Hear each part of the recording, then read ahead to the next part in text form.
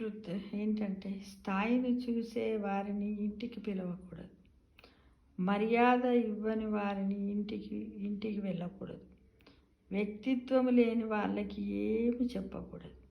అహంకారంతో ఉండే వారితో చనువుగా ఉండకూడదు. ఇది రియల్లీ.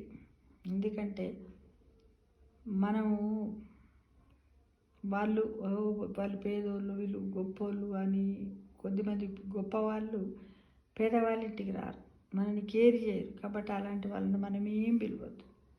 మనకు సమబుద్ధి చేయలేవారు, మనకంటే తక్కువ ఉన్న వారిని పిలవండి, లేకపోతే ఊరుకోండి.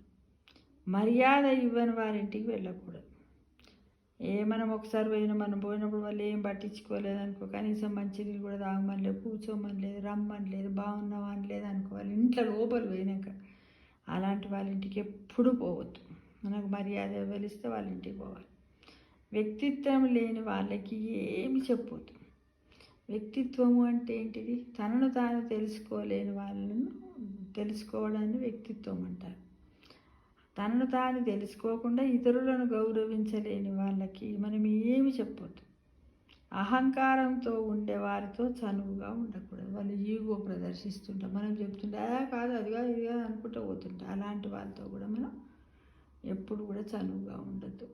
ఎందుకంటే ఈ 4 కూడా లైఫ్ ట్రూత్లో నిజంగా ఇప్పుడు సొసైటీలో ఎక్కువగా ఆగుపడుతున్నాయి ఇవే ఫ్రెండ్స్. మీరందరూ గమనించండి, అబ్జర్వ్ చేయండి.